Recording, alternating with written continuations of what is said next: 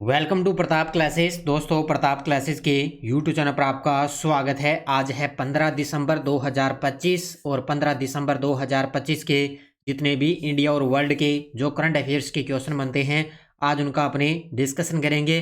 पूरा वीडियो ध्यान से देखना और लास्ट में मैं आपसे क्वेश्चन पूछूंगा जिनके जवाब आपको कमेंट बॉक्स में देना होगा। आज अपने पढ़ेंगे भारत की जनगणना 2027 में कराने की योजना को मंजूरी दी गई।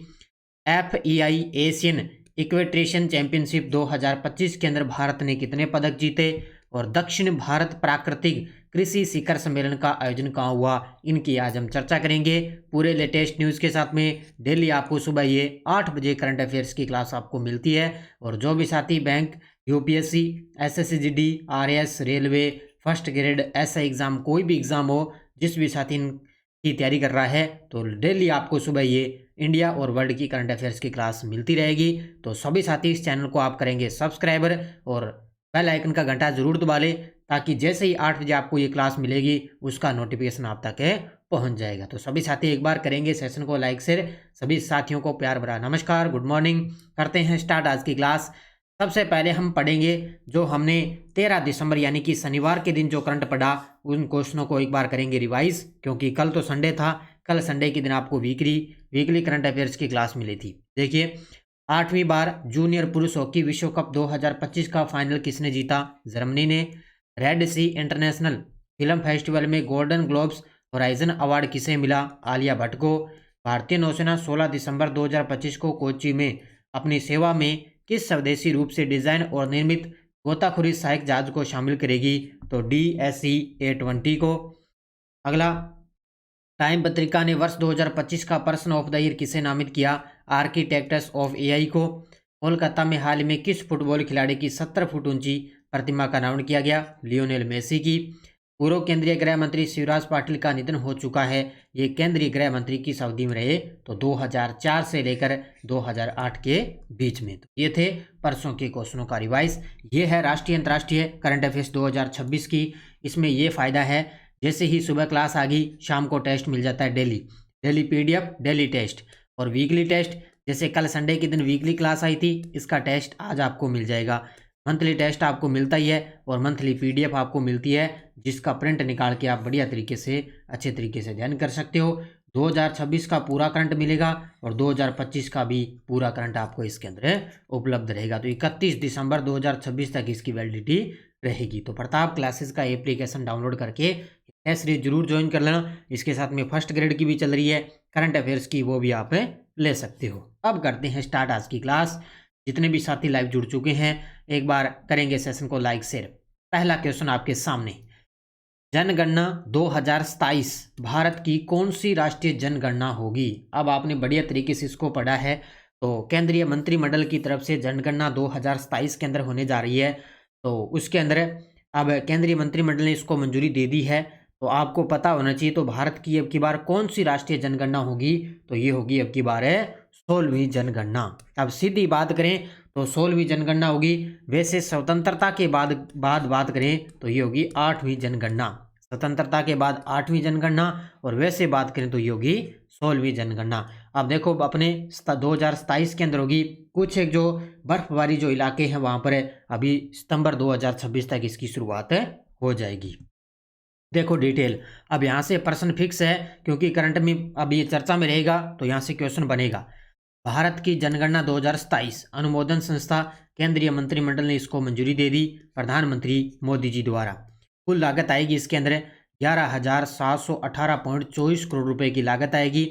राष्ट्रीय स्तर पर क्रम ये भारत की 16वीं राष्ट्रीय जनगणना होगी और स्वतंत्रता के बाद 8वीं जनगणना रहेगी। तो ये आपने अच्छे तरीके से पढ़ा है, बढ़िया तरीके से। तो राष्ट्रीय स्तर पर याद रखना 16वीं जनगणना और स्वतंत्रता के बाद 8वीं जनगणना। इसके अलावा गृह सूचीकरण और आवास जनगणना अप्रैल से लेकर सितंबर 2026 तक ये रहेगी। जनगणना है वो फरवरी 2027 तक रहेगी और ये अब की बार जो जनगणना होगी वो पूरी तरह से डिजिटल रहेगी। यानी कि 2027 जो जनगणना रहेगी वो पूरी तरह से डिजिटल गणना होगी और ये अप्रैल से लेकर सितंबर तक। ठीक है, जैसे लद्दाख है, जम्मू कश्मीर है, हिमाचल प्रदेश है, उत्तराखंड जैसे बर्फबारी जो वाले क्षेत्र है, वहाँ पे जनसंख्या गणना है वो सितंबर 2026 में पहले करवाई जाएगी, यानी कि अपने तो बाद में होगी, लेकिन जो जम्मू कश्मीर है, लद्दाख, हिमाचल प्रदेश है, जहाँ पे बर्फबारी जो इलाका है ना, वहाँ पे क्या है, जनसंख्या जो गणना है वो सितंबर 2026 तक करवाई जाएगी। उसके बाद में दूसरे इलाकों में, ठीक है। तो ये 2027 जो जनगणना होगी वो पूरी तरह से डिजिटल होगी और राष्ट्रीय स्तर पर ये 16वीं रहेगी और स्वतंत्रता के बाद 8वीं जनगणना रहेगी। इसके बारे में अच्छे तरीके से पढ़ लेना। छत्तीसगढ़ का पहला रामसर स्थल कौन सा जलाशय बना है? तो ये तो आप सब जानते हो, अच्छे तरीके से आपने पढ़ा है। अब ये चर्चित स्थलों के अंदर ये क्वेश्चन बनेगा आपका करंट अफेयर्स में। तो ये छत्तीसगढ़ का पहला रामसर स्थल कौन सा बन चुका है? कोपरा जलाशय। सबसे पहले पॉइंट है, अब भारत के अंदर रामसर स्थलों की संख्या हो चुकी है 96। कितनी हो चुकी है?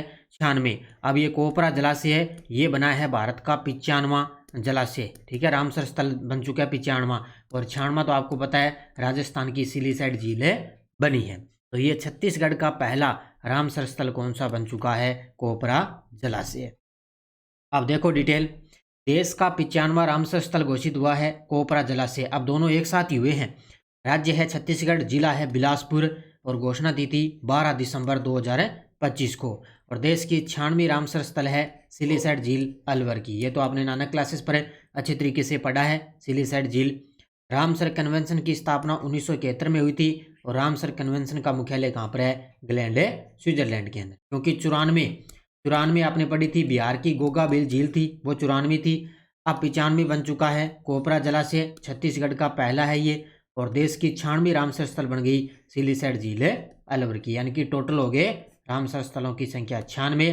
अगर आपसे पूछे ग्रैंड मास्टर, तो ग्रैंड मास्टर अपने कितने? 91। ये दोनों अच्छे तरीके से याद रखना। FEI एशियन इक्वेट्रेशन चैंपियनशिप 2025 के दूसरे संस्करण में भारत ने कुल कितने पदक जीते हैं? FIA एशियन यानी कि इक्वेट्रेशन का मतलब होता है घुड़सवारी चैंपियनशिप, इसको घुड़सवारी चैंपियनशिप ही बोलते हैं। तो इसके अंदर 2025 के दूसरे संस्करण में भारत ने कुल कितने पदक जीते हैं? तो इसके अंदर भारत ने टोटल 5 पदक जीते हैं। कितने पदक जीते? 5 पदक जीते हैं। एक तो स्वर्ण पदक जीता है और 4 रजत पदक जीते हैं। टोटल कितने पदक जीते? 5 पदक जीते। देखो, FEI एशियन इक्वेट्रेशन चैंपियनशिप 2025 का दूसरा संस्करण 24 नवंबर से लेकर 7 दिसंबर 2025 तक पटाया, थाईलैंड के अंदर आयोजित किया गया था। 24 नवंबर से चला और 7 दिसंबर तक 2025 तक थाईलैंड के अंदर इसका आयोजन हुआ। अब देखो, सबसे टॉप पे रहा था थाईलैंड, जिसके अंदर 3 स्वर्ण जीते और 0 रजत और कांस्य 4 जीते। टोटल 7 पदक जीते हैं थाईलैंड ने। हांगकांग ने 0 स्वर्ण, 2 रजत, 5 कांस्य और टोटल 7 पदक जीते। भारत ने 1 स्वर्ण, 4 रजत जीते हैं, कांस्य जीता ही नहीं, और टोटल भारत ने 5 पदक जीते हैं। ये आपको याद रखना है। थाईलैंड का पहला स्थान, हांगकांग का दूसरा और भारत का तीसरा स्थान है इसके अंदर। और कौन सा संस्करण हुआ? दूसरा। कहाँ पे?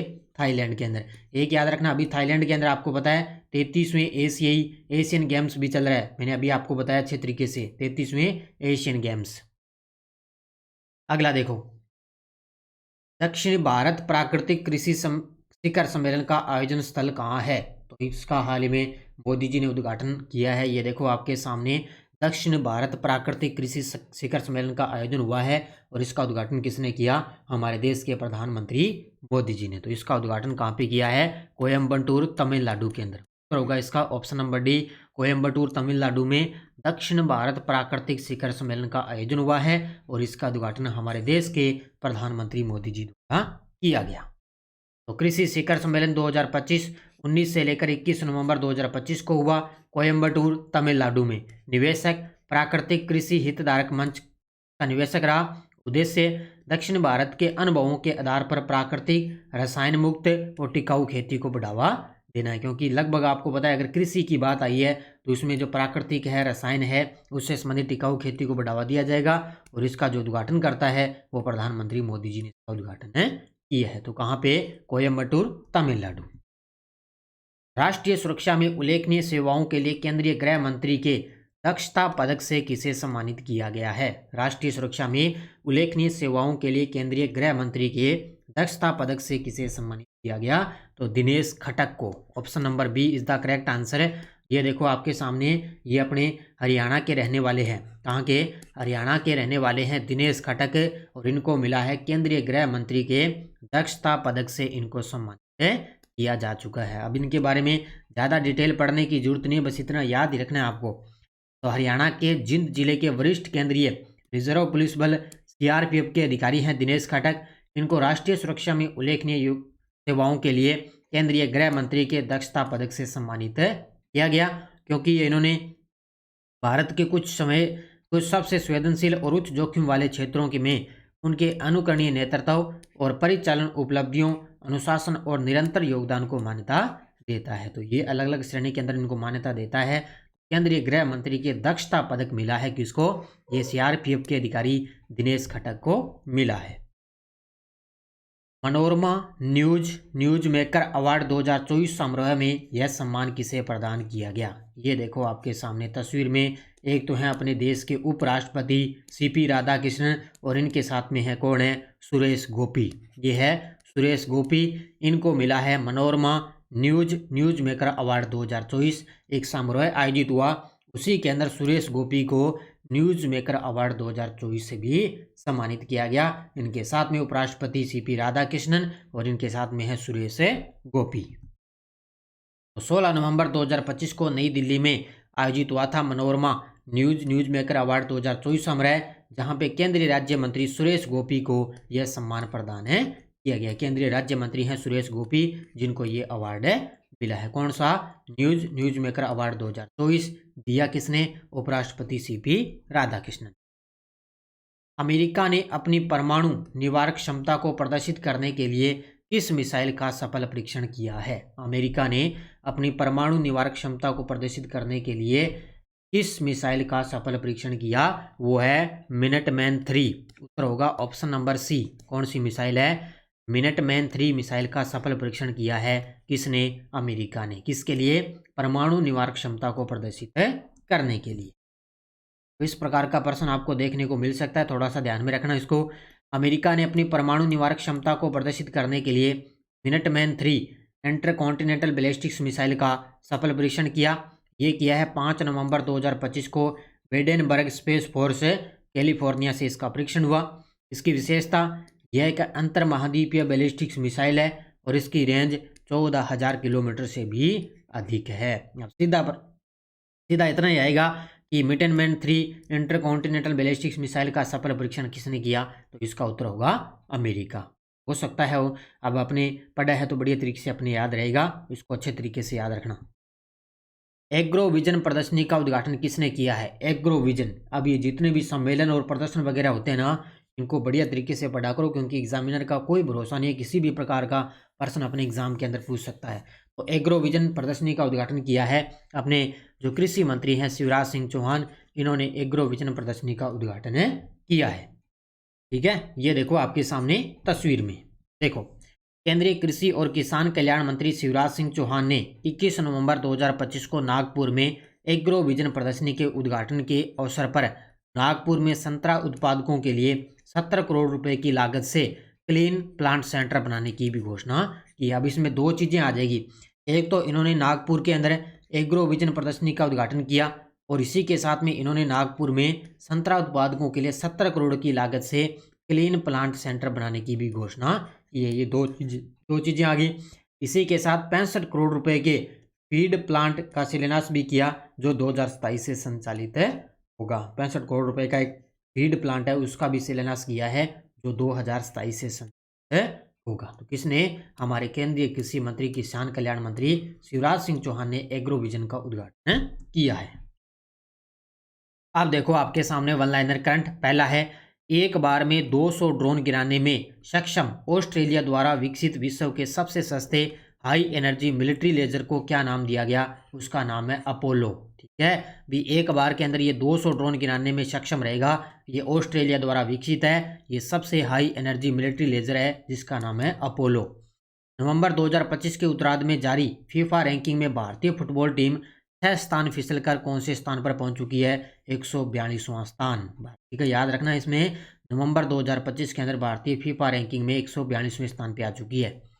असम के अंदर चौथे सहकारिता मेला 2025 का उद्घाटन किया गया है, ये याद रखना।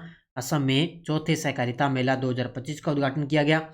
और केंद्रीय संचार और पूर्वोत्तर क्षेत्र विकास मंत्री ज्योतिरादित्य सिंधिया ने कर्नाटक के बेलगावी में मराठा शिरोमणि छत्रपति शिवाजी महाराज की 25 फुट ऊंची भव्य प्रतिमा का अनावरण किया है। तो कर्नाटक के अंदर छत्रपति शिवाजी महाराज की 25 फुट ऊंची प्रतिमा का अनावरण किया है केंद्रीय विकास मंत्री ज्योतिरादित्य सिंधिया ने। तो ये वन लाइनर है, इनको अच्छे तरीके से पढ़ लेना, क्योंकि जब मैं आपको वीकली करवाऊंगा वहाँ पे आपको रिवीजन इनका करवाऊंगा। ये टेलीग्राम ग्रुप है, कोई सूचना, कोई लिंक, कोई नोटिफिकेशन सब आपको टेलीग्राम पे सूचना मिल जाती है। पिछले वीडियो का क्वेश्चन क्या था, 2025 में टाइम पत्रिका द्वारा सीईओ ऑफ द ईयर के रूप में किसे चुना गया? तो यूट्यूब के वर्तमान में जो सीईओ हैं नील मोहन, उनको चुना गया है। बहुत सारे विद्यार्थियों ने बड़े गजब के जवाब दिए, उन सभी को बहुत बहुत शुभकामनाएं। एक बता देता हूं मैं, जो मैंने फर्स्ट ग्रेड की क्लासें लगाई है ना, फर्स्ट ग्रेड 2026 करंट अफेयर्स के नाम से प्ले लिस्ट बनी हुई है, वहाँ पे जाके आप सारी क्लासें आराम से देख सकते हो। कल एक साथी ने कहा कि सर मुझे वो टेक्नोलॉजी वाली क्लास मिली नहीं है, अंतरिक्ष वाली, तो याद रखना उसमें ना प्ले लिस्ट बनी हुई है फर्स्ट ग्रेड की 2026 की, वहाँ जाके जितनी भी मैंने अब तक क्लासें लगाई है वो सारी आपको मिल जाएगी। संयुक्त राष्ट्र के सर्वोच्च पर्यावरण सम्मान चैंपियन ऑफ द अर्थ पुरस्कार 2025 किसे दिया गया? किरण बेदी, वंदना शिवा, सुप्रिया साहू, सुनीता नारायण। इसका जवाब आपको कमेंट बॉक्स में देना है। तो ये थी आज की अपनी क्लास। ये सीएटी की करंट अफेयर्स की टेस्ट सीरीज चल रही है, इसका जल्द ही नोटिफिकेशन आने वाला है, जरूर आप ज्वाइन करें। ये स्कूल व्याख्याता की करंट अफेयर्स की टेस्ट सीरीज है, राष्ट्रीय अंतर्राष्ट्रीय राजस्थान, जो मैंने आपको आयोजन सम्मेलन करवाए थे उनकी पीडीएफ इसके अंदर डलवा दी मैंने, उनकी पीडीएफ मैंने इसके अंदर डलवा दी, वहाँ जाके आप पीडीएफ ऐप के अंदर पढ़ लेना। और एसआई की करंट अफेयर्स की टेस्ट सीरीज चल रही है, राष्ट्रीय अंतर्राष्ट्रीय राजस्थान तीनों का एक साथ आपको करंट उपलब्ध हो रहा है। दिल्ली पुलिस का भी एग्जाम है, तो उसके लिए भी आपको करंट अफेयर्स रिवीजन करना ही करना है। बाकी शिक्षा मनोविज्ञान की चल रही है, ये जनरल साइंस की चल रही है। स्पेशल कोई साथी अलग से लेना चाहे, रसायन विज्ञान के अलग से टेस्ट मिलेंगे, भौतिक विज्ञान के अलग से, जीव विज्ञान के अलग से आपको टेस्ट मिलेंगे। तो ये थी आज की अपनी क्लास 15 दिसंबर 2025 की। सभी साथी करेंगे वीडियो को जाते जाते लाइक शेयर। धन्यवाद। जय हिंद, जय भारत, जय राजस्थान।